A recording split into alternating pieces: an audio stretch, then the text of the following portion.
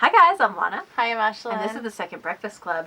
And today we're going to do kind of a review, our thoughts for the first episode of Burn the Stage. Because as most of you know, we can't react to it. Like nobody can react to it. It's YouTube Red. It'll get taken down. But we still, since we're watching it, we still wanted to like impress on you our thoughts or just what we're thinking about. So it's going to be like kind of a little review hangout. I have a list because I prepare for things. I also put it in this notebook. I put it in it because I wanted to show you because I think it's really cute. But I don't know. And it says, feed me and tell me I'm pretty. That's my motto in life. Which is so funny because I saw that and the first thought in my head was like, that's Lana. That is cute. It is. So, we're going to kind of just... We're not going to do this in a huge particular order. I know some people are doing like just a breakdown minute for minute or something. This is just more, as we watched it, what were we thinking about and what impressed us or hit us or, you know, so it'll be more freeform. Yeah. And honestly, Lana and I watched this together like 4 days ago. We watched it when it came out. Yeah, and I don't remember a lot of things. But I'm reading off her notes, and I remember a lot, but she's just being insecure. I don't want you to think that I'm gonna like... That you're making stuff up? Well, not that I'm going to be, like, the lead ringer of this discussion. I think everybody knows I talk way too much. Like, no one came into this. No, that's not what I mean, but I just don't want you guys to think that I'm not sincere about it, because it really... It affected her a lot. Yeah, but also, I'm not the ringleader, so we'll give it to Sauron. I love how you went from ringleader to owner of the One Ring. Like... You took a hard turn from circus to Lord of the Rings, and I love you for it.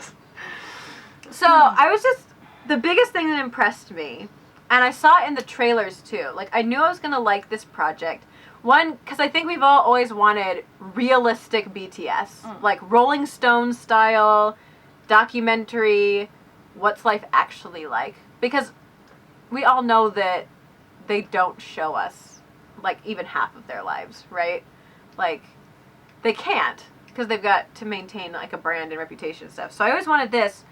But as a filmmaker, the first thing I noticed in the trailers, and I loved it, it's really apparent right up front in this, is that they use a different filter in this show than they do in a lot of their Bangtan bombs. So they look... This here, like, there's a first scene where, you know, if you haven't seen it, we're going to spoil things, but also the first episode's free. Like, go watch it and then come back here. Spoilers. Ahoy. In one of the first scenes, they're all sitting together. Ahoy, I'm sorry. One of the first scenes, they're sitting together, and they're talking about why they want to do this show, which I'm really happy they did, because there were a lot of people concerned they were, like, being forced to do it, or, like Big Hit was just releasing stuff, you know. So I like that they talked about that, but I've seen them live. I went to the Wings tour, and I was right up against the stage in P1. Like, I've seen them up close. And this is what they look like.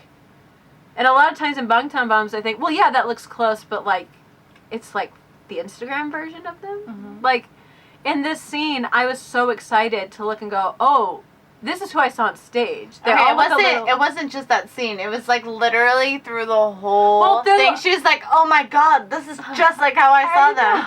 She was really amped about it. So. Oh, I was happy because I think in real life they look older than they show them in Bangtan bombs. Which you see here, like, especially J-Hope.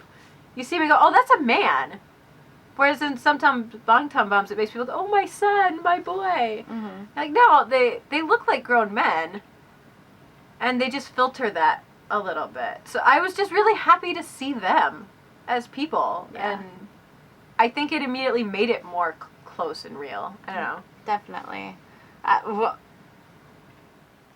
I really like, too, is, like, it's on the notes, but, like, also something I felt, was that I always compared Suga and I drastically because I felt like we were the same being. But, like, what made me really, like, surprised, but also, like, really amped about it was that he was so pro for it. He was, like, him and Namjoon were just like, you know what?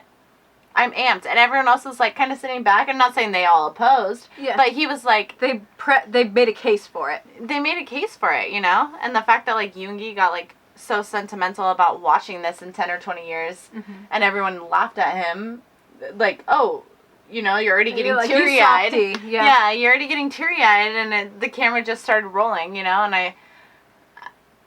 I think it's really easy for all of us, because Yoongi is so raw and stuff, that we're like, oh, he's been through this, he's been through that, you know, and he puts on this, like, hard up front, but, like, I always envisioned him more closed off, but, like, watching this, I'm like, you know what? He's the most open human being. In all the interviews and everything, he's definitely the most and open. even in his music, you know, like, he is all about, like, this is what I've been through, this is what I'm doing, you know what I mean? Yeah. And, like, it's weird that I feel like not only me, but a lot of armies have this perspective of him in a certain light, when, like, honestly, he is literally the most open of, I think, every single member. Yeah, he's made an art out of expressing himself. Yeah. Yeah, that's something that I, like, made a lot of points about in my notes. All of them, you get more complex sides in this show. But I feel like Yoongi is the most different than how he presents himself.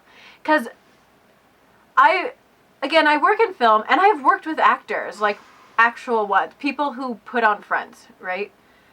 Yoongi makes it very, very clear when he's playing a character in things.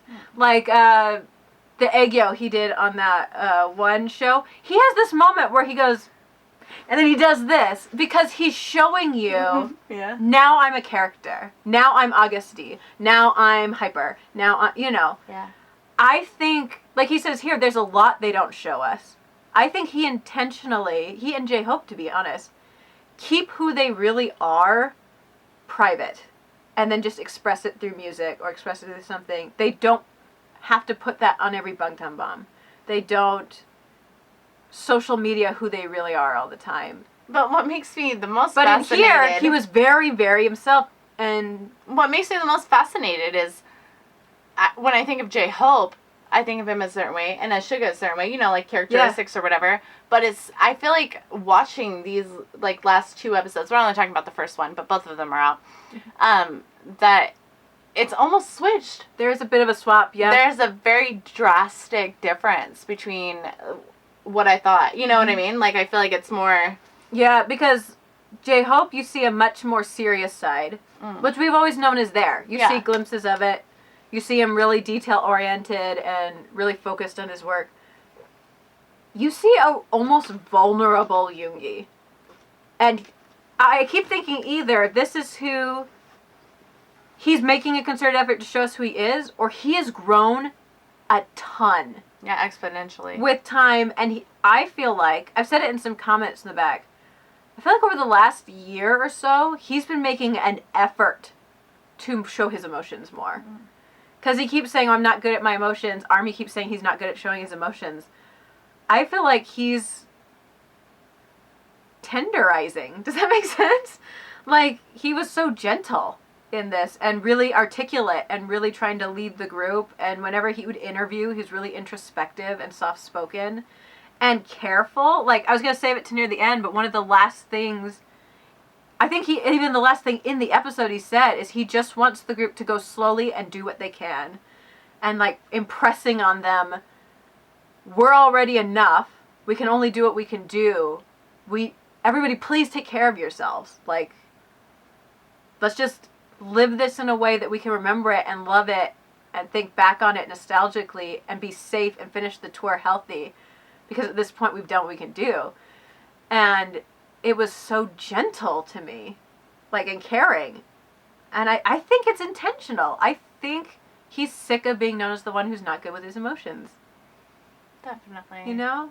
But it's also, like, he's the second oldest in the group, you know? So I know he loves each member so tenderly. Yeah, and a lot of them were teenagers when he met them. Like... he's pretty much been an adult the whole time we've had BTS.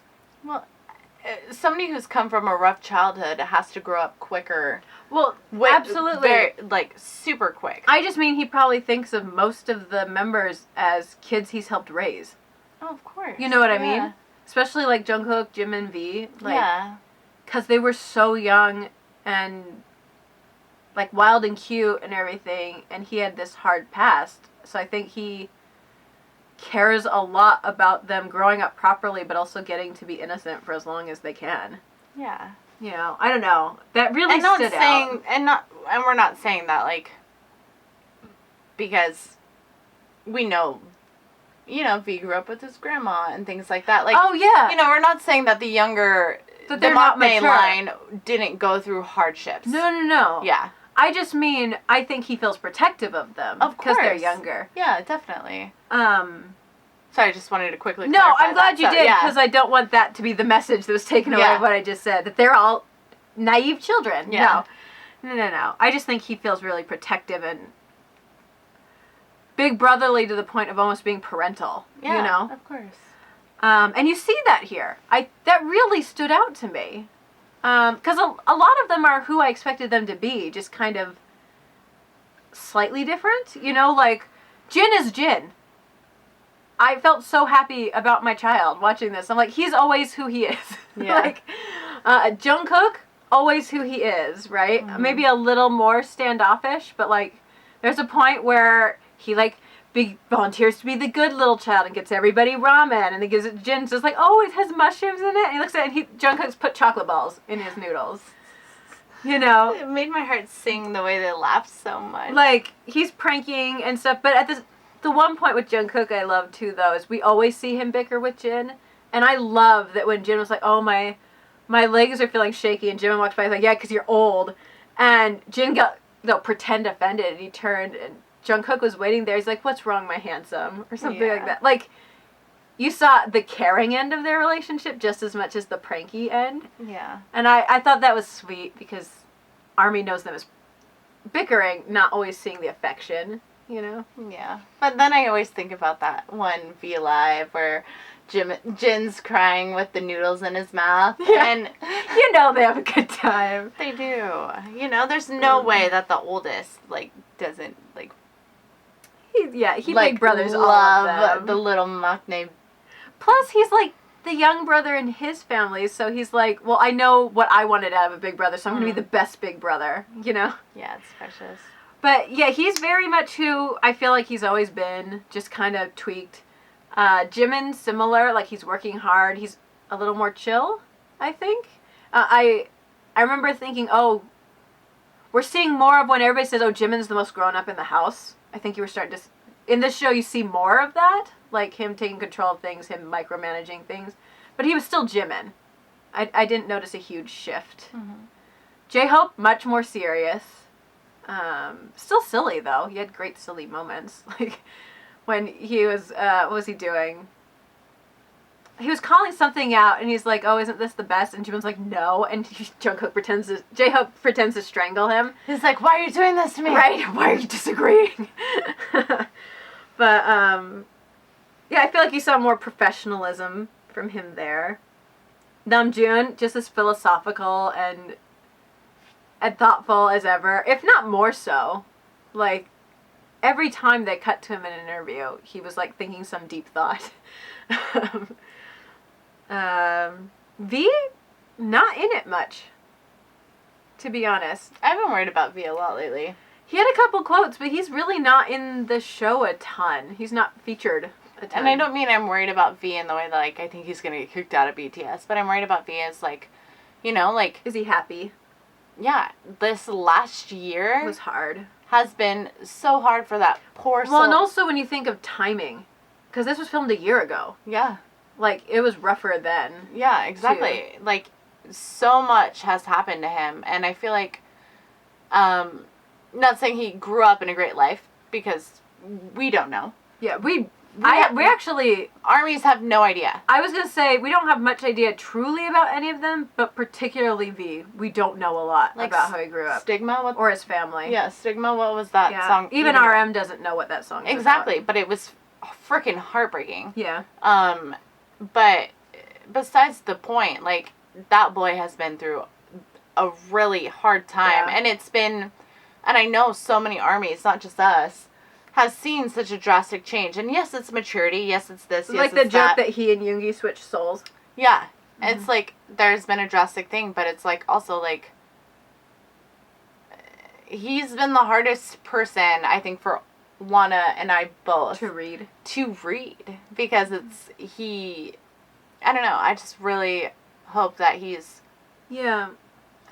you know, he has every right to be sad and to be depressed like any other human. Mm-hmm. You know, he's been through a lot, but like I really hope that, you know, he's okay and that. Yeah, and I mean, you do see him in here. You see him practicing Stigma and like doing some fun dances. They do have an interview bit where all of them are asked, like, basically give a message to yourself at the end of this. So, like, talk to yourself a year in the future. Mm-hmm. And so he did that, and it was cute. But it was also very, very focused on the tour. Like, everybody was talking about, like, oh, I, you know, hope, you know, Suga's like, I hope that I've grown a lot in a year. And Jungkook is like, hey, big bro, like, I'm going to work really hard to be, you know, who you are now because I'm coming you, which basically means, like, I'm going to work to be my best self because I hope I'll be my best self in a year. And V was a lot like, well, I hope no one gets hurt on the tour and I hope that nobody gets sick. Like, very focused on the tour. But in future episodes, we might get more of him. It was kind of noticeable. We didn't get a lot of V in this. Have we said everyone? I want to make sure I didn't miss anybody. Yeah, we talked about Jimin, Jin. We talked about Yoongi. We talked about Namjoon. We talked about Cookie. We talked about J-Hope. We talked about Jimin? I already said Jimin. V. V. Yeah, so we did. Yeah, okay. We were just talking about cool. V. I'm sorry. I did write down a little bit more about Jimin, I forgot to say. There are a couple lines that I think were supposed to be happy, but kind of broke my heart. In this one being, when he talked to his future self a year in the future, he said, I hope that you're a good singer now. And it gave me this moment of, do you not think you're a good singer still? I think it's always going to beat him up the fact that, like, he was on the cusp of making the group or not. Yeah. You know what I mean? That he hadn't sung before. Yeah. You know, he didn't have music training. But to me, I knew that. But I had this moment of, after Lie, you don't think you're a good singer? Or like, but I mean, that's silly even to say because Lie is about imposter syndrome. The entire song is about imposter syndrome. He has that hardcore. But it still kind of broke my heart for a second. And then the second little bit was when he said, I hope that people will now come see you just because you're Park Jimin. And I'm like, oh, that's his always fear. Is that if he's not perfect, ARMY will see who he really is and reject him. You know, he's always worried, like, oh, if they see I'm secretly fat, if they see that I secretly can't sing, if they see I secretly am terrible, they're not going to like me, so I have to be perfect. And that was all in that line to me. Like, I hope someday people will just like me because they see who I am. And I don't know. I have a lot of those same issues, and that's what hit me. Like, as Yoongi hit her, Jimin made me feel really sad. I think that it's almost refreshing in a way to know that somebody that everyone idealizes, like, you know, we're talking about Jimin right now. Like, yeah. At the, like, Idol Olympics or whatever, who, like, Jimin was voted who the idols would like to see most at the end, like, waiting for them at the end of the finish line, you know? Yeah, and he's it's like, seen as a pretty exceptional idol. Yeah, and he is loved by so many, but it's human nature. It's especially people who, you know, suffer from, you know, depression or anxiety or, like, self-doubt. I mean, or he's been open about having an eating disorder for crying out loud. Being put in the public eye all the time and living this life, everyone idealizes it and idolizes it, and it's, I know I say this in so many videos, but fame is almost a sentence in a way. Yeah, it's a hard burden. It is a hard burden. Like, J-Hope can't even walk with his sister down the road without getting reprimanded because people who don't even know that their brother and sister think that they're dating, you know, and then it will turn into a huge scandal. Like, it's heartbreaking in that, like, people who already have insecurities, you know, like Jimin, obviously. They get magnified. They get magnified, and you're put in the public eye, and everyone thinks, like, oh, they have a good life, oh, they are this, oh, they're that, you know, blah, blah, blah, blah, blah, blah. But in real life, it's so relatable because they're just human. They are just people. And they're put in the spotlight because they have these dreams and desires to pursue things that they love. And they want to be happy in life because those are the things that make them the most happiest. But it's also really sad to see the toll that it takes on someone, you know? And that's why, Lana and I always say this. Be nice. Care. Yeah, be nice. Be kind, because even though they're seen as these untouchable human beings who are living life as gods or whatever, you know, like the first Korean band that's ever been, voted on Billboard or whatever, like people are comparing them to the Beatles. Yeah, that's cool. That's great. They're quote unquote gods, but they're human. Yeah. And they are like us. They're just pursuing the things that made them the happiest in life. And it just so happens that it puts them in this circumstance where they are always publicly viewed and criticized, but they're just being human. They're how old? You know what I mean? Jin is my age. Yeah. And he was born in December. I was born in August. I'm 4 months older than him. Yeah, I'm a pretty clean-cut person. I would have so many scandals by the time I was Jin's age. And if I just lived my life normally. And it's we expect them to live this life, and they're trying so hard, and yet we give them so much, not we, but society gives, they're human. They're growing men. They're already dedicating 23 hours of their life a day to us. I don't know. I just think that we need to, it's intense. It's scary. It's almost petrifying in a way, in my mind. Almost inhumane. It is inhumane, you know? I mean, that goes right into another thing I put here. Namjoon makes that point right at the beginning. He's like, I want to do this whole experience, this documentary, because I want ARMY to know we're exactly like them. We get angry and we fight with each other. My favorite was, he said, sometimes I want to go in and work, but I just sit and read webtoons for 5 hours. Yeah. Or he got really poignant, and it really struck me when he said something along the lines of, I'm just like you. I got lucky. I got lucky that I always knew what I wanted to do with my life. I got lucky that I met the right people and I met the right friends at the right time. Anybody could have been me. Which I don't know if I necessarily agree that far, but I mean, I love that that's their point here. We are very human, and they put it sweetly in the way of don't beat yourself up when you want to get work done and your brain just won't let you or whatever. That happens to us too. That's his point. But I think it hit both of us as they are us.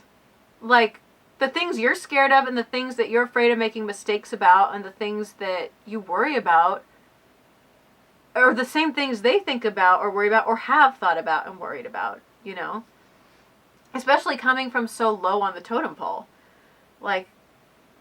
There are big chunks of time where Yoongi was very open about the fact that he's worried about that he's working for years and not getting paid.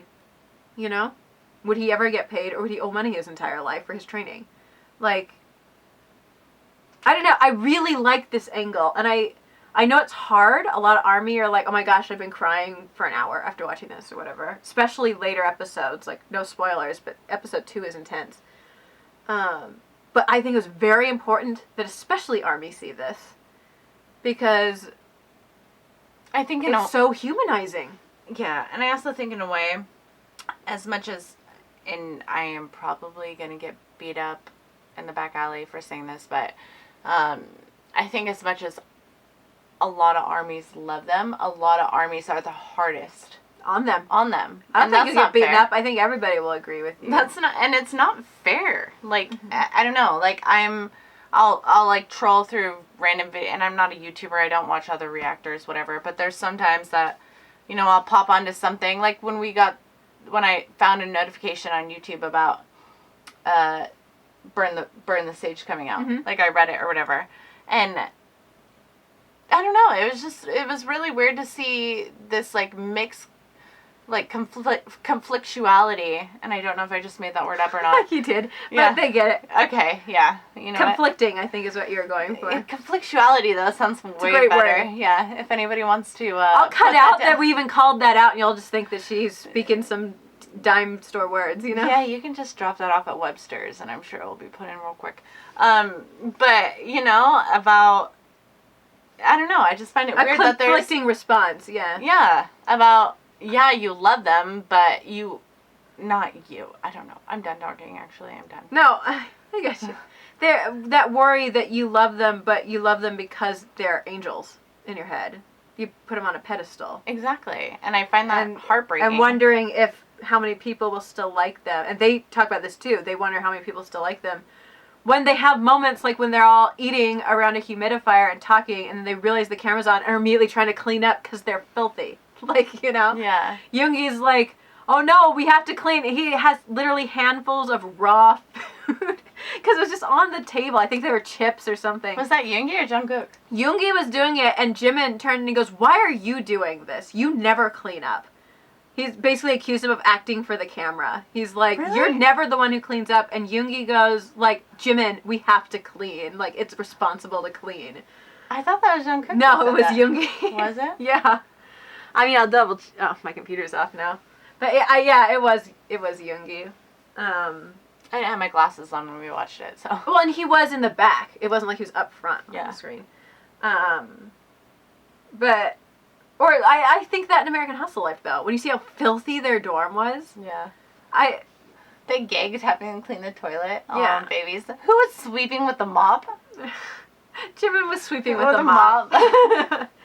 Cute. Though they're human. Yeah. You see a boy sweeping with a mop, like, that's he's a never human. had to clean before. Yeah, he can do this, like, weird thing in, like, a dance, like, singing battle where he, like, runs and jumps and, like, does this twirly flip thing and rips his shirt off. Sweep his room. But he sweeps with a mop. Like, how more human does that get? This is very human. I didn't even put it in my notes, but that reminded me, like, so cute. Speak of human, Jimin, his whole interview, like, it wasn't a bad thing.